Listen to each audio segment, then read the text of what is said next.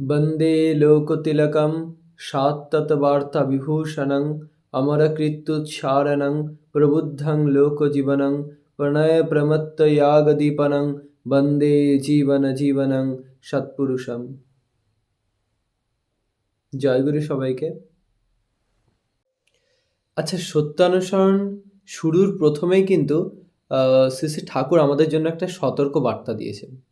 সতর্ক বার্তাটা কি? যে অর্থ, মান, যশ ইত্যাদি পাওয়ার আশায় আমাকে ঠাকুর সাজিয়ে ভক্ত হয়েও না। সাবধান হও, ঠকবে। তোমার ঠাকুরত্ব না জাগলে কেহ তোমার কেন্দ্রও নয়, ঠাকুরও নয়। ফাঁকি দিলেই পেতে হবে তা। আচ্ছা, তো এটা নিয়ে একটু আলোচনা করা যাক। যে অর্থ, মান, যশ ইত্যাদি পাওয়ার আশায় আমাকে ঠাকুর সাজিয়ে ভক্ত হয় না। যারা যারা শ্রী শ্রী ঠাকুরের দীক্ষা নিয়েছে কিংবা নেবে বলে ভাবছে, তো তাদের জন্য একটা সতর্কবার্তা আছে যে অর্থ, মান, যশ। অর্থ, আমি যদি এরকম কিছু ভাবনা নিয়ে ঠাকুরের সাথে যুক্ত হওয়ার চেষ্টা করি যে আমি ঠাকুরের এখানে গেলে কিছু অর্থ পাচ্ছি, কিংবা কোনো জায়গায় কোনো গান করে কিংবা কোনো বিশেষ কোনো ইয়েতে অর্থের কোনো আসছে আমার, সেই ভাবনা নিয়ে যদি আমরা ঠাকুরের সাথে যুক্ত হই যে না, ঠাকুরের এখানে গেলে আমরা খুব অর্থ আয় করতে পারবো, এরকম কোনো চিন্তাভাবনা নিয়ে, কিংবা মান সম্মান নিয়ে যে এখানে গেলে আমাকে খুব সম্মান করবে মানুষ, তো এরকম একটা চিন্তাভাবনা নিয়ে, কিংবা খ্যাতির আশায় যদি আমরা শ্রী শ্রী ঠাকুরের সাথে যুক্ত হই, শ্রী শ্রী ঠাকুর তাদের জন্য বলছে যে অর্থ, মান, যশ ইত্যাদি পাওয়ার আশায় আমাকে ঠাকুর সাজিয়ে ভক্ত হয় না। যে ওইসবের জন্য আমাকে ঠাকুর সাজিয়ে ভক্ত হওয়া লাগবে না। সাবধান হও, ঠকবে। মানে এসব তুমি যদি চিন্তাভাবনা নিয়ে ঠাকুরের সাথে যুক্ত হও, তাহলে কিন্তু তুমি ঠকে যাবে। আচ্ছা, ঠাকুর বললেন যে অর্থ, মান, যশ ইত্যাদি পাওয়ার আশায় আমাকে ঠাকুর সাজিয়ে ভক্ত হয় না। তাহলে এখন প্রশ্নটা হলো যে আমরা তাহলে শ্রী শ্রী ঠাকুরের দীক্ষা নেবটা কেন? আচ্ছা, এই কথাটার উত্তর পরের লাইনেই শ্রী শ্রী ঠাকুর বলেছে যে অর্থ, মান, যশ ইত্যাদি পাওয়ার আশায় আমাকে ঠাকুর সাজিয়ে ভক্ত হয় না, সাবধান হও, ঠকবে। তোমার ঠাকুরত্ব না জাগলে কেহ তোমার কেন্দ্রও নয়, ঠাকুরও নয়। আচ্ছা, এবার প্রশ্নটা হলো ঠাকুরত্ব জিনিসটা কি? আচ্ছা, এইখানে একটা কথা বলি যে আমরা ছোটবেলায় অনেক সময় মুভি দেখতাম। যে মুভিতে আমরা যখন ছোট ছিলাম তখন মুভি দেখলে এই ধরো একটা ডাক্তারের মুভি দেখলাম। তো যে ডাক্তার যেখানে ডাক্তার হিরো। তো আমরা সেই মুভিটা দেখে আমরা মনে, মনে ভাবতাম যে তাহলে আমার ডাক্তার হতে হবে বড় হয়ে। এরকম। যখন ছোট ছিলাম তখন এরকম ধরনের চিন্তাভাবনা হতো।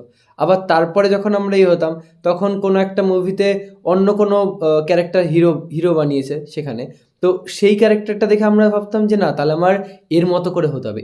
এই মুভির মতো করে আমরা ভাবতাম যে এরকম আমার বড় হয়ে এরকম করতে হবে। তাহলে আমাদের একটা হিরোর মতো করে ভাববে সবাই। তো এরকম ধরনের আমাদের একটা চিন্তাভাবনা তৈরি হতো বাচ্চা যখন ছিলাম, ছোট যখন ছিলাম।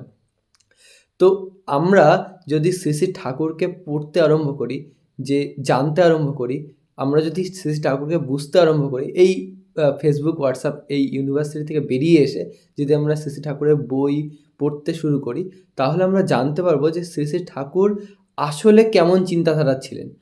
আর যখন এমনটা জানতে পারবো, যখন দেখবো যে শ্রী শ্রী ঠাকুরের কাছে মানুষ আসলে শ্রী ঠাকুর কীভাবে তাদের আপ্যায়ন করতেন, কিংবা কোনো মানুষ এসে শ্রী শ্রী ঠাকুরকে গালাগালি দিলেও তার প্রতি শ্রী শ্রী ঠাকুরের চিন্তাভাবনা কেমন ছিল, সেই মানুষটাকে কিভাবে তিনি আপন করে নিতেন, যদি আমরা এই জিনিসগুলো পড়ি, এই জিনিসগুলো জানি, তখন আমরা মনে মনে ভাববো যে না, তাহলে আমার শ্রী শ্রী ঠাকুরের মতো এরকমভাবে হতে হবে।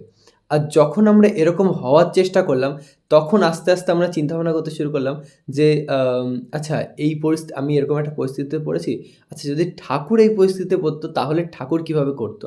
ঠাকুর কী করতো? তাহলে ঠাকুর এই পরিস্থিতিতে কীভাবে বেরোতো? কিংবা এই মানুষটার সাথে কীভাবে তিনি ব্যবহার করতেন?